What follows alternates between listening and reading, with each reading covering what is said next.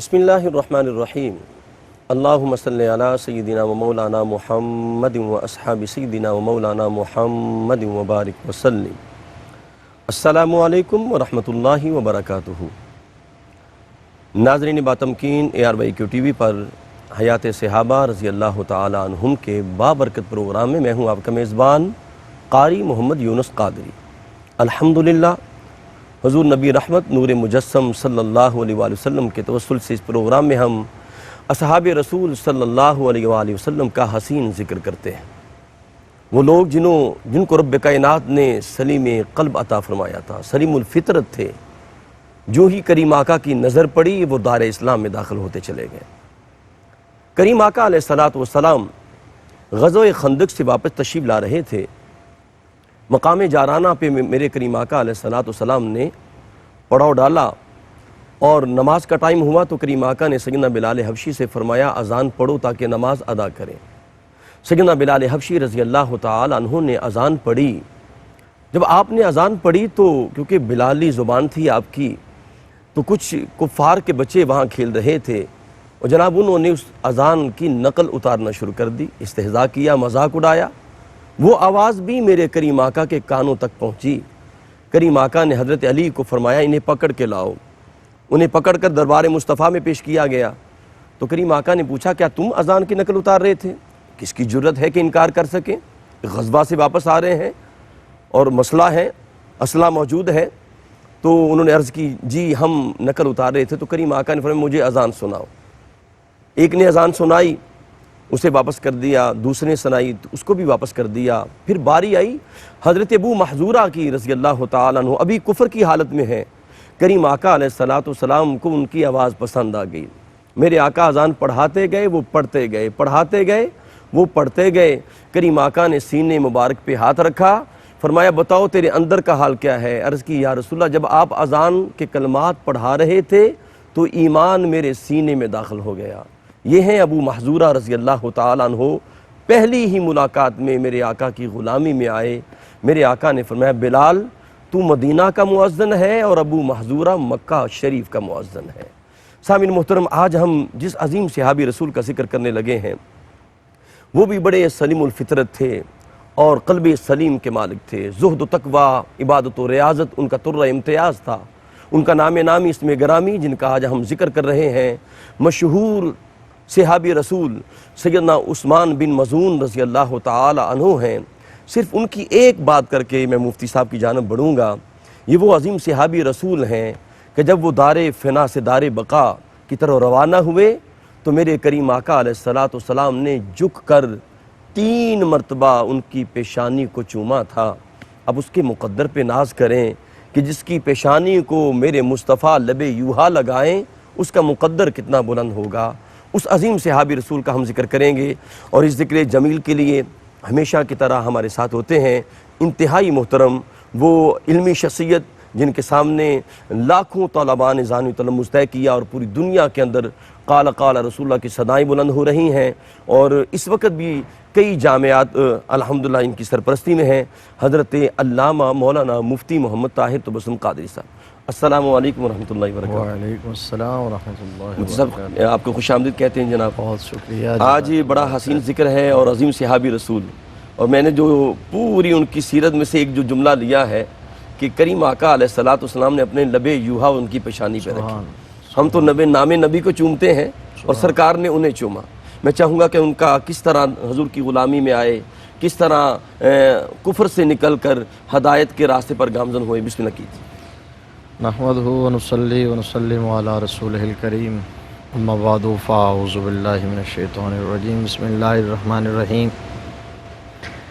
جس طرح آپ نے کہا حضرت ابو صائب عثمان بن مظعون بن حبیب رضی اللہ تعالی عنہ سبحان اللہ، چونکہ سعید اور صالح فطرت کے حامل تھے، جی قریش کے مشہور خاندان بنو جمح سے آپ کا تعلق ہے، ٹھیک، اس صالح اور سعید فطرت کا حامل ہونے کی وجہ سے جی جی حق تک پہنچنا اور حق کو قبول کرنا آسان ہو جاتا ہے ایسے لوگوں کے لیے۔ سبحان اللہ، سبحان اللہ۔ سعید فطرت اور صالح فطرت کا مطلب یہ ہے کہ دور جاہلیت کے اندر لوگوں میں جو برائیاں، جو علائشیں، جو خواہش عمومی طور پر پائی جاتی تھی، ٹھیک، جن چیزوں کو برائی بھی نہیں سمجھا جاتا تھا، ان کے محبوب مشغلے تھے، باعث فخر وہ سمجھا کرتے تھے ان چیزوں کو۔ شراب نوشی، جوا بازی، زناکاری، قتل و غارت گری، یہ وہ چیزیں ہیں دور جاہلیت کے اندر مشرک، بت پرست اور خاص طور پر اس خطے میں رہنے والے جو لوگ تھے، جی، عرب کی سرزمین میں جو جنگجو لوگ تھے، ٹھیک، جو صحرا نشین تھے اور جنگوں پر ہی اور قافلے لوٹنے پر ان کی معیشت ڈیپینڈ کرتی، صحیح، ان کے لیے یہ چیزیں ایک معمول کی بات تھی۔ لیکن جن کو اللہ تبارک و تعالیٰ نے محفوظ رکھا، اللہ اکبر، سبحان اللہ، ازل سے جن کی نگاہ بانی قدرت کی نگاہوں نے فرمائی، واہ واہ، وہ صالح اور سعید فطرت والے لوگ تھے، وہ اس دور میں بھی ان علائشوں سے محفوظ رہے، واہ واہ، دور جاہلیت کے اندر، دور واہ جاہلیت واہ، میں، اور انہوں نے اپنا دامن بچائے بچا رکھا۔ کے رکھا، سبحان اللہ، حضرت عثمان بن مظعون رضی اللہ تعالیٰ عنہ انہی نفوس قدسیہ میں، ان ہستیوں میں، ان مقدس لوگوں کے اندر ہیں آپ۔ شراب کے حوالے سے آپ خود فرمایا کرتے تھے کہ شراب پینے سے انسان کی مت ماری جاتی ہے۔ اللہ اکبر، اللہ اکبر۔ اور مفتی صاحب اس دور میں تو مکہ شریف میں گھر گھر میں شراب تھی، آپ اندازہ لگا رہے اللہ شراب اکبر، کی بھٹیاں لگی ہوئی تھیں۔ بٹیاں، اللہ اکبر، تو آپ فرماتے تھے یہ جن لوگوں کو اللہ شعور دیتا ہے، فہم و فراست دیتا ہے، ٹھیک، ابھی اس کی حلت اور حرمت کی بات نہیں ہے، جی جی، ابھی دین کے احکام نہیں ہیں، وہ جاہلیت کا دور ہے، فطرت کا زمانہ ہے۔ تو اس دور میں ایسی، ابھی پھر زمانہ اسلام میں بھی حرمت شراب کا حکم تو بہت بعد میں آیا، صحیح۔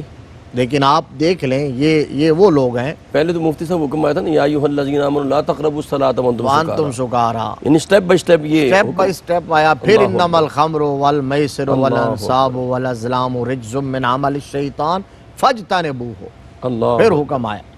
ٹھیک، تو اب دیکھیے، آپ فرمایا کرتے تھے کہ انسان، حضرت عثمان بن مظعون کہتے تھے کہ شراب پینے سے بندہ مخبوط الحواس ہو جاتا ہے، اپنے ہوش و حواس کھو بیٹھتا ہے، اسے اپنی ماں، بہن، بہو، بیٹی کی تمیز نہیں رہتی، اللہ اکبر، اور فرماتے تھے ہر کس و ناکس کے تمسخر کا اسے نشانہ بننا پڑتا ہے۔ اللہ اکبر، تو آپ فرمایا کرتے تھے پھر جس کو اللہ تبارک و تعالیٰ نے شعور دیا ہو، عقل دی ہو، بھلا وہ شراب کے کب قریب جائے گا، واہ واہ واہ واہ، سبحان اللہ، بھلا وہ شراب کے کب قریب جائے گا جس کو اللہ تبارک و تعالیٰ نے فہم و فراست دیا۔ یعنی مفتی صاحب ضمیر کے اندر بھی ایک مفتی ہوتا ہے نا جی، اللہ بالکل، بلا شبہ آپ نے بڑی واہ واہ، خوبصورت بات کہہ دی ہے۔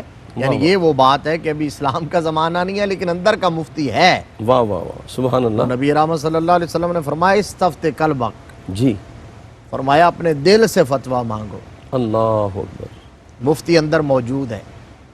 الاسم ما حاکا فی صدرک، واہ واہ واہ، نبی رحمت صلی اللہ علیہ وسلم نے فرمایا گناہ وہ ہے جو تیرے سینے میں کھٹکے، کھٹکے، اللہ اکبر، جو لرزہ بپا کر دے، آئے، اندر سے جھنجھوڑے، ضمیر پہ دستک دے، جس چیز کو کرتے ہوئے، جس عمل کو کرتے ہوئے اندر سے آوازیں آئیں تو سمجھ لو کہ یہ خلاف فطرت اور خلاف دین اور خلاف شریعت۔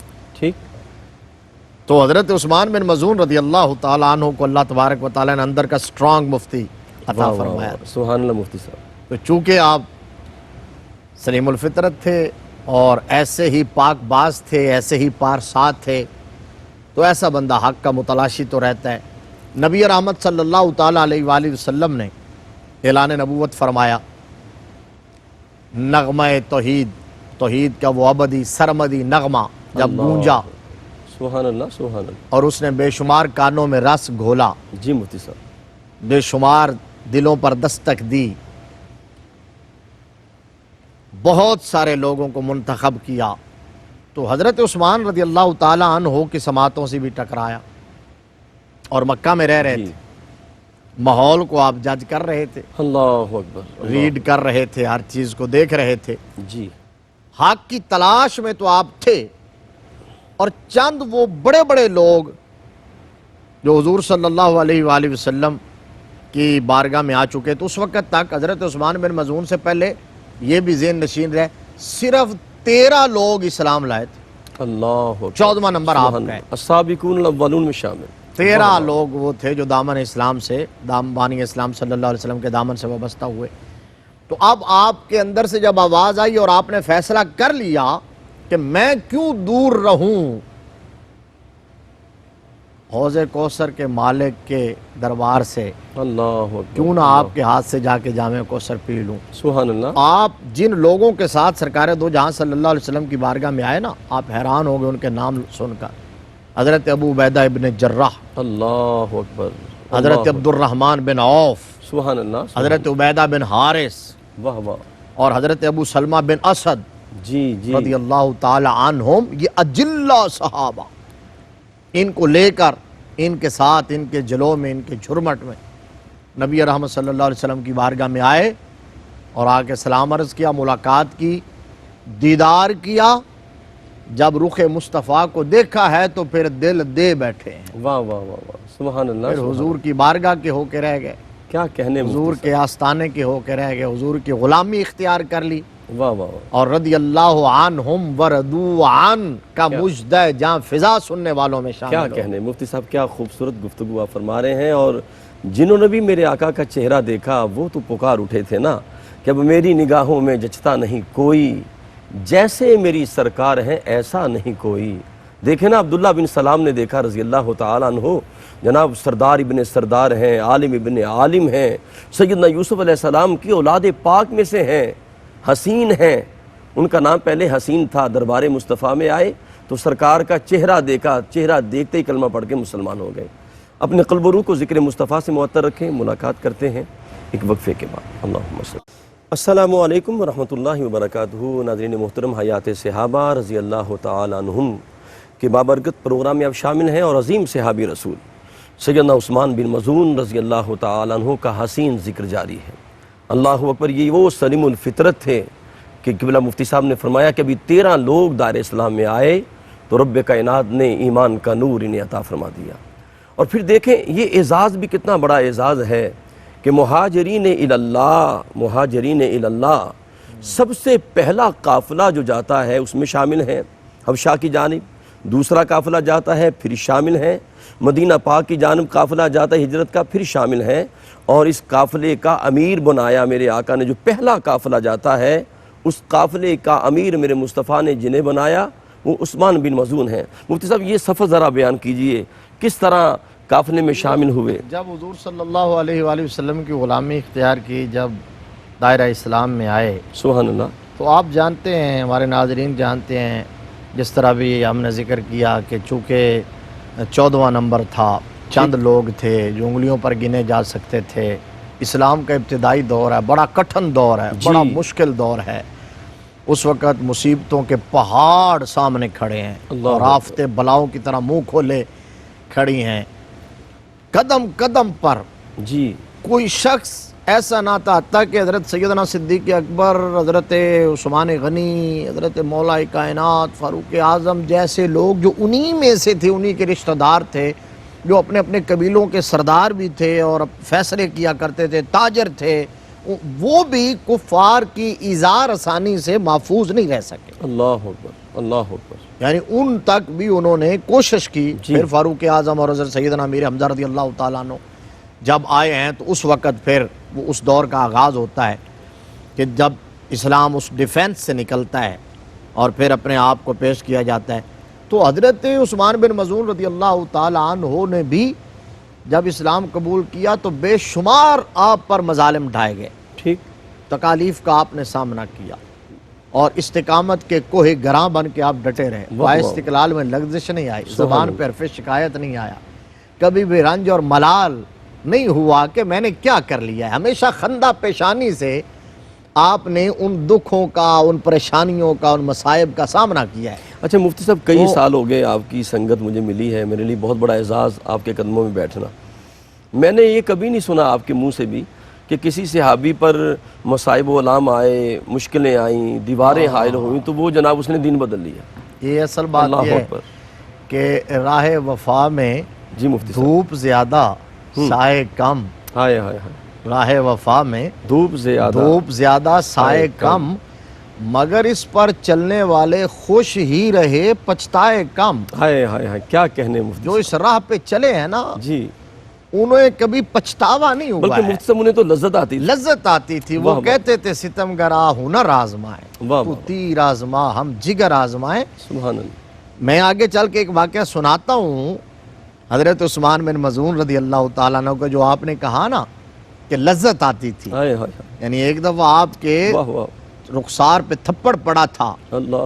تو کسی نے کہا کہ آج تو میری پناہ میں ہوتا تو شاید اس تھپڑ سے بچ جاتا. تو کہا میرا دوسرا رخسار بے چین ہے یہ تھپڑ سہنے کے واہ لیے. واہ واہ, کیا یہ بات. ہے وہ ماحول, یہ ہے وہ حضور کی نگاہ ناز کا اثر اور اسلام کی چاشنی اور لذت جو ان کے دلوں میں اتر گئی تھی. اللہ اکبر. وہ یہ کہتے تھے تلواروں اور تیروں اور نیزوں کا سامنا کر کے جب جام شہادت نوش کر رہے ہوتے تھے, صحابہ اکرام کے جسم کٹ جاتے, جب کلیجے چر جاتے تھے, سبحان اللہ, جب خون کے فوارے بہ رہے ہوتے تھے, جی, تو روح کفہ سے انصری سے پرواز کر رہی ہوتی تھی, تو آخری جملہ یہ ہوتا تھا فزت برب الکعبہ. واہ واہ واہ واہ, فزت برب الکعبہ, رب کعبہ کی قسم ہے میں کامیاب. سبحان اللہ, سبحان اللہ. یہ تو حضور صلی اللہ تعالیٰ علیہ وآلہ وسلم نے جو جامع عشق, جامع محبت انہیں پلائے تھے, یہ اس کا اثر تھا.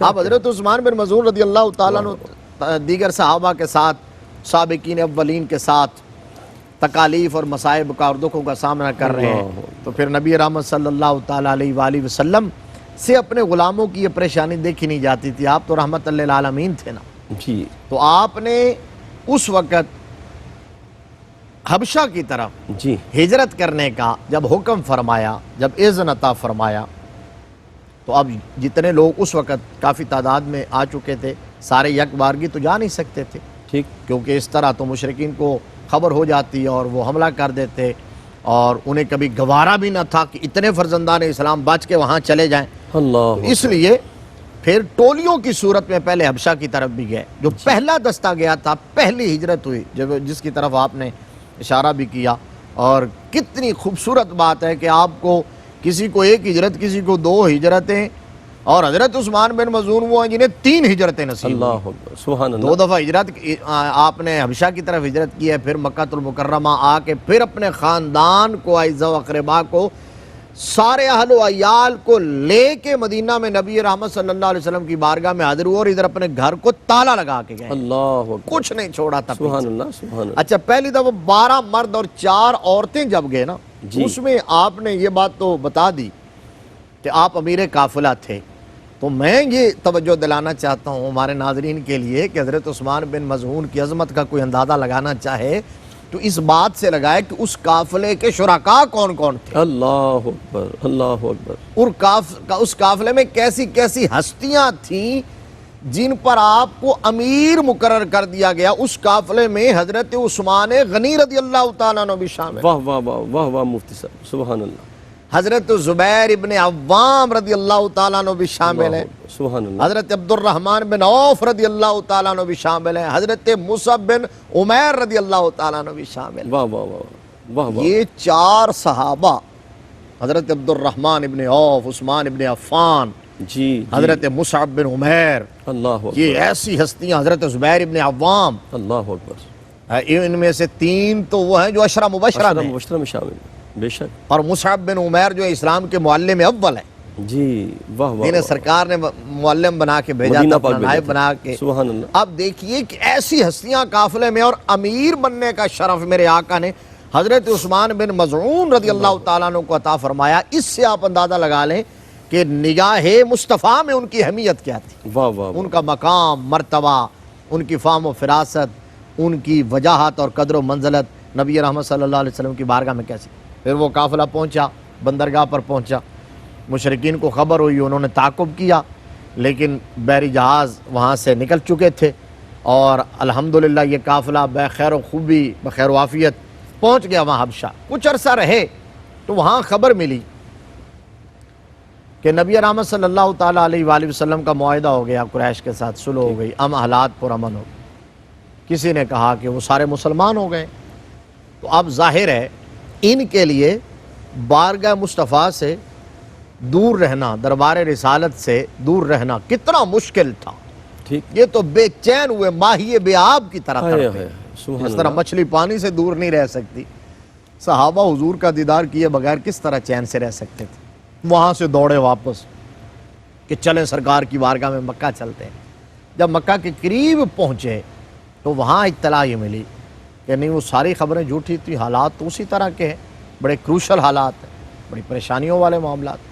لیکن اب واپس جانے کی بجائے سوچا اب واپس جائیں یا کیا کریں، تو فیصلہ یہ ہوا کہ یہاں جو قریش ہیں، جس کا جو رشتہ دار ہے، ان میں سے کسی کی، وہاں کا دستور یہ تھا، قانون یہ تھا کہ کسی کی پناہ لے کر جب کوئی آ جاتا تھا تو اس کو امن مل جاتی تھی، اللہ تو پناہ لے لیتے ہیں اور مکہ میں چلتے ہیں اور یہاں رہتے ہیں۔ حضرت عثمان بن مظعون رضی اللہ تعالیٰ عنہ نے جس کی پناہ لی ہے نا، وہ ولید بن مغیرہ، اللہ اکبر، خالد سیف اللہ کے والد، حضرت خالد بن ولید رضی اللہ تعالیٰ عنہ کے والد، اللہ اکبر۔ تو ولید بن مغیرہ ان کی پناہ لی، مکہ میں آ گئے۔ اب ولید بن مغیرہ بڑا سردار تھا، رئیس تھا، بڑا سمجھدار آدمی تھا، تو اس کی پناہ لے کے مکہ میں رہنے لگے، کسی نے کوئی تکلیف نہیں پہنچائی، وہ سکون پرامن زندگی گزارنے لگے۔ چند دن ہی گزرے تھے کہ اندر سے آواز آئی کہ عثمان، تو کسی کافر کی پناہ لے کے پرامن اور پرسکون زندگی گزار رہا ہو، رحمت عالم صلی اللہ علیہ وسلم اور ان کے ماننے والے دکھوں اور تکالیف اور مصائب کا سامنا کر رہے ہوں، اللہ اکبر، اللہ اکبر، یہ کون سی غلامی ہے، واہ واہ واہ واہ، یہ کون سا عشق ہے، یہ کون سی محبت ہے، یہ کون سا اسلام ہے۔ اندر سے جھنجھوڑا زمین۔ اندر سے آواز آئی کہ عثمان، یہ فوراً اٹھے، فیصلہ کر لیا اور سیدھے ولید کے پاس پہنچے اور جا کے کہا کہ تم نے مجھے پناہ دی، تمہارا بہت شکریہ، میں احسان مند رہوں گا، لیکن اب مجھے تمہاری پناہ کی ضرورت نہیں ہے۔ وہ ششدر رہ گیا، چونک اٹھا۔ اس نے کہا کہ بیٹے کیا ہوا، کوئی کوتاہی ہوئی ہے، کوئی پریشانی ہے؟ جی، کہا جی نہیں، آپ نے حق ادا کیا لیکن مجھے پناہ نہیں چاہیے۔ اس نے بہت سمجھانے کی کوشش کی، کہا مجھے اب صرف اللہ کی پناہ کافی ہے، واہ واہ واہ واہ، کیا کہنے۔ کسی اور کی پناہ کی ضرورت نہیں ہے۔ تو اس نے سمجھایا لیکن آپ مصر رہے۔ اس نے کہا کہ پھر ایسا کرو کہ جب میری پناہ میں آئے تھے تو اعلانیہ آئے تھے ٹھیک، بیت اللہ شریف کے سائے میں، وہاں چلو اور سب کے سامنے میری پناہ کو رد کر دو، پناہ سے نکلنے کا اعلان کر دو۔ اس کا خیال یہ تھا کہ شاید اس بات سے یہ گھبرا جائیں اور پھر میری پناہ میں رہنے کا اعلان کر دیں کہ اعلانیہ طور پر میں کہوں گا تو مجھے کوئی تکلیف نہ آ جائے۔ تو آپ تو چونکہ فیصلہ کر کے آئے تھے اس وادی میں اترنے کا، آپ نے کہا چلو، ٹھیک، گئے کعبۃ اللہ کے اندر، مجمع عام میں جا کے کہا لوگوں، ولید بڑا اچھا آدمی ہے، اس نے مجھے پناہ دی تھی، اس پناہ کو نبھایا ہے، لیکن میں اس پناہ سے نکلنے کا اعلان کرتا ہوں، مجھے میرے رب کی پناہ کافی ہے، آج کے بعد میں اور میری تمام تر وفائیں آمنہ کے لال کے ساتھ۔ کیا کہنے۔ ناظرین محترم، اللہ کی جسے پناہ مل جائے اسے اور کیا چاہیے۔ اور میں آپ کو ایک نسخہ بھی دے رہا ہوں، ایک وظیفہ بھی دے رہا ہوں۔ اگر آپ چاہتے ہیں کہ آپ دشمن سے پناہ میں آ جائیں اور جادو ٹونے سے پناہ میں آ جائیں، ہر حاسد، ہر ظالم سے آپ پناہ میں آ جائیں، تو میرے آقا نے اس کا بھی نسخہ بیان فرمایا ہے۔ فرمایا کہ دن میں 10 مرتبہ اعوذ باللہ من الشیطان الرجیم پڑھ لیا کرو، تم ہر جادو ٹونے، ہر حاسد سے پناہ میں آ جاؤ گے۔ اللہ پاک ہمیں اپنی پناہ میں رکھے، اپنے قلب و روح کو ذکر مصطفیٰ سے معطر رکھیں۔ ملاقات کرتے ہیں ایک وقفے کے بعد۔ السلام علیکم ورحمۃ اللہ وبرکاتہ۔ ناظرین محترم، حیات صحابہ رضی اللہ تعالی عنہم کے بابرکت پروگرام میں آپ شامل ہیں، اور ہمارے ساتھ بہت بڑی علمی شخصیت اور جن کے لبوں سے قرآن و حدیث کا نور نکلتا ہے، حضرت علامہ مولانا مفتی محمد طاہر تبسم قادری صاحب جلوہ فرمائے۔ مفتی صاحب، سیدنا عثمان بن مظعون رضی اللہ تعالیٰ عنہ، تو آپ نے پناہ سے نکلنے کا اعلان کیا اور پہلا امتحان آ گیا، ٹھیک ٹھیک، اور وہ امتحان یہ آیا کہ عرب کا ایک مشہور شاعر دور جاہلیت کا لبید، اور یہ وہ شاعر تھا جس کے کلام کے بعض حصوں کو نبی رحمت صلی اللہ علیہ وسلم نے بھی پسند فرمایا اللہ اکبر، اور اللہ تحسین فرمائی۔ اس کے اندر ایک مصرع ہے، الا کل شیء ما خلا اللہ باطل، اکبر۔ جی بے شک، سنو ہر شے اللہ کے سوا وہ فنا ہو جائے گی۔ یہ ترجمہ ہے کل من علیہا فان ویبقى وجہ ربک ذو الجلال والاکرام۔ واہ واہ واہ، ابھی وہ دار اسلام میں آ چکا تھا جی؟ نہیں، یہ تو پہلے کی بات ہے، اس سے پہلے کا یہ اس سے پہلے کا شعر ہے، اللہ اکبر۔ اور نبی رحمت صلی اللہ علیہ وآلہ وسلم فرماتے تھے کہ یہ اس کا دور جاہلیت بھی اچھا اور دور اسلام بھی اچھا، اور یہ شعر اس کا تو فرماتے تھے مجھے یہ مصرع بڑا پسند ہے، الا کل شیء ما خلا اللہ باطل۔ بلکہ مفتی صاحب میں نے پڑھا ہے کہ وہ لبید نامی شاعر جب مکہ میں آتا سال کے بعد جی آ کے اشعار پڑھتا، تو اس کے اشعار سن کے جو لوگ تھے کفر والے مشرکین مکہ اس کو سجدہ کرتے تھے، اتنا بڑا شاعر تھا۔ عام لوگوں کا سجدہ کرنا دور کی بات ہے، فرزدق شاعر کا نام تو آپ نے سنا ہے ہمارے ناظرین، اتنا بڑا نام تھا۔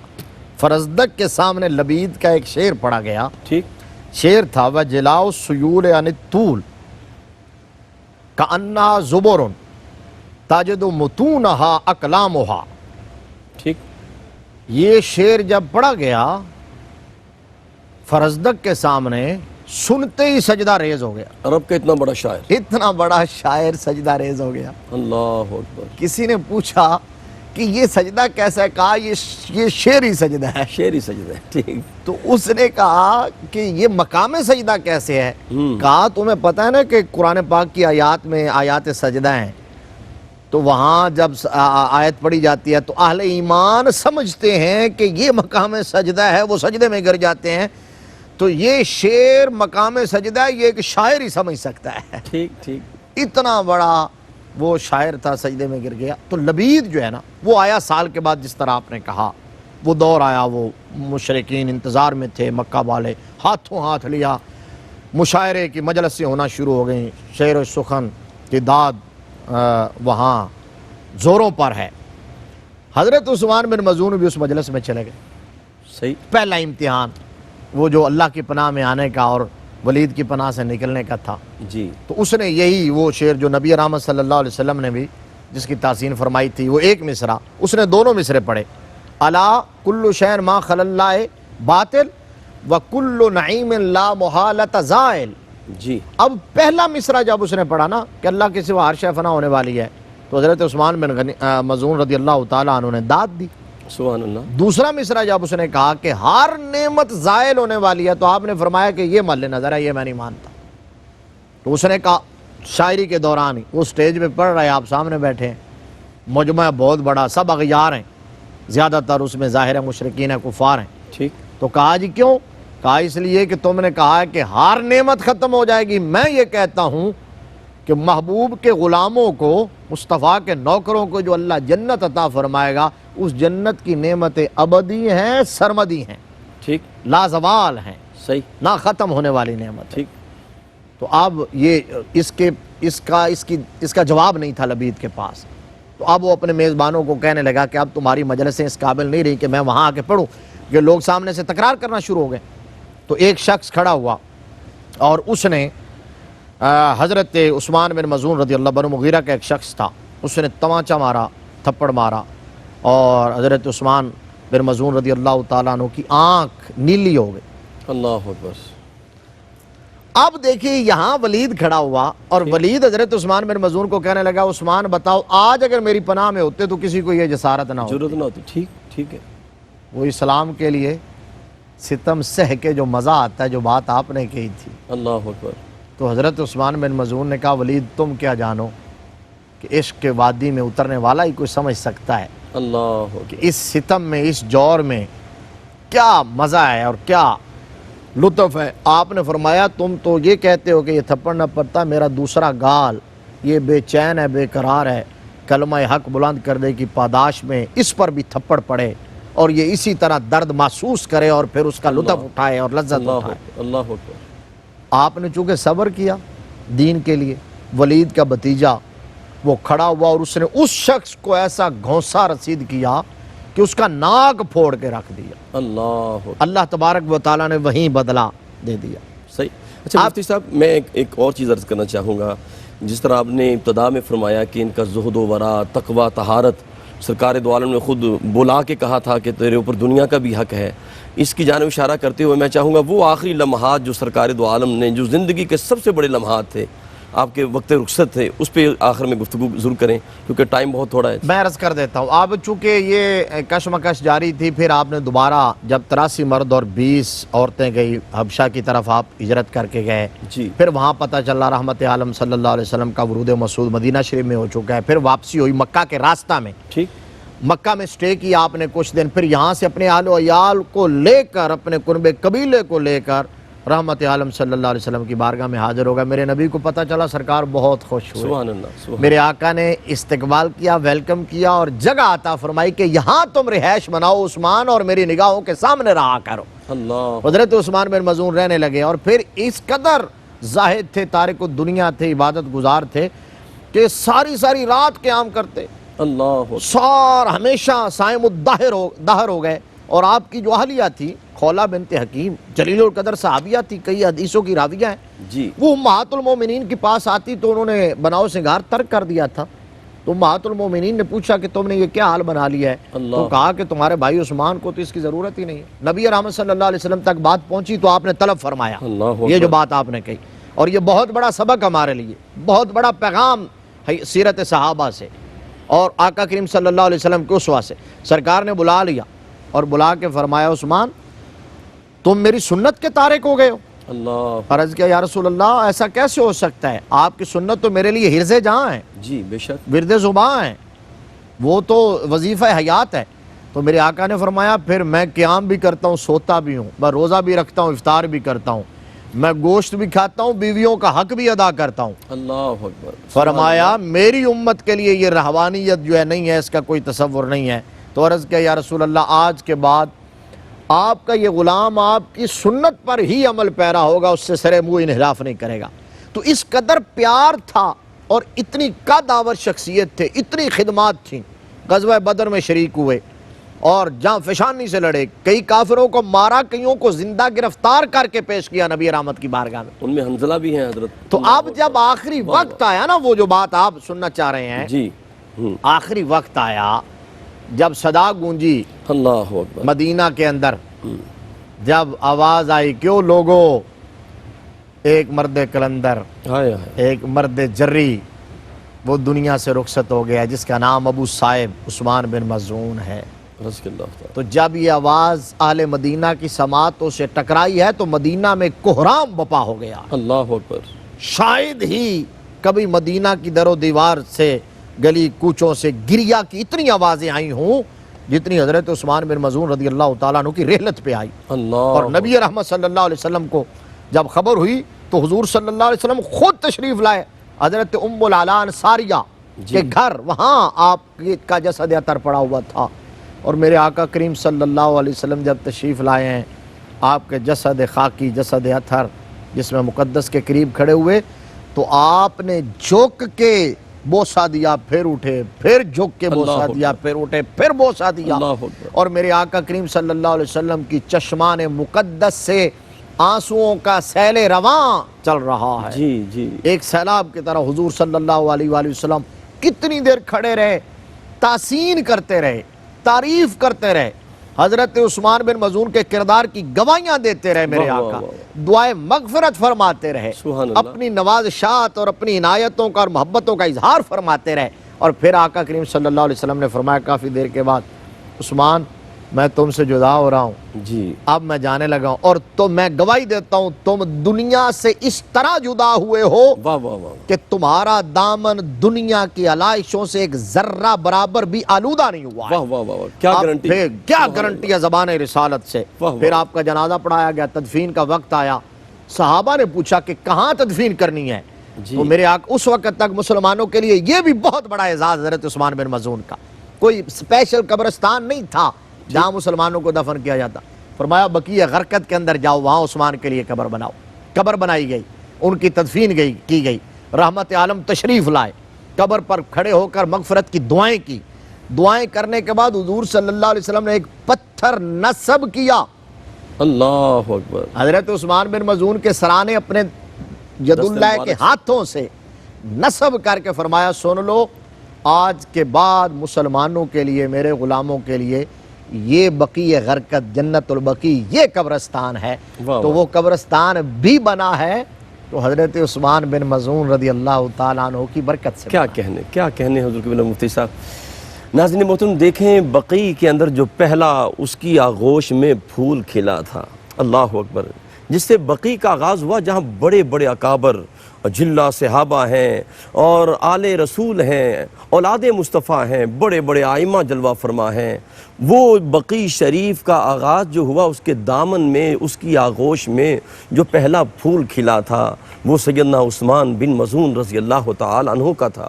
اور قبلہ مفتی صاحب کا یہ جملہ جو سرکار دو عالم نور مجسم صلی اللہ علیہ وآلہ وسلم نے ان کے جسد مبارک پہ کھڑے ہو کر جو یہ سند عطا فرمائی زبان نبوت سے لب یوحا سے جو سند عطا کی کہ اے عثمان بن مظعون تو نے دنیا میں ایسی زندگی گزاری ہے ایسے شب و روز بسر کیے ہیں کہ اس زندگی کے اندر اس دنیا میں یہ جو دنیا ہے تیرے ساتھ آلودہ نہیں ہوئی. اور سرکار کا جملہ کیا تھا ایک ذرہ برابر بھی تو دنیا کے ساتھ آلودہ نہیں ہوا. اللہ نے تجھے حفظ و امان میں رکھا اللہ کی پناہ میں رکھا. اور کیوں نہ رکھتے خود انہوں نے اپنی پناہ کو رب کائنات کی بارگاہ میں پیش کر دیا کہ میں رب کی پناہ چاہتا ہوں. تو جو بندہ رب کی پناہ میں آ جاتا ہے اللہ اسے دنیا سے بچا لیتا ہے. بس دعا یہی ہے کہ رب کائنات سیدنا عثمان بن مظعون رضی اللہ تعالیٰ ان کی سیرت کا نور ہمیں عطا فرمائے.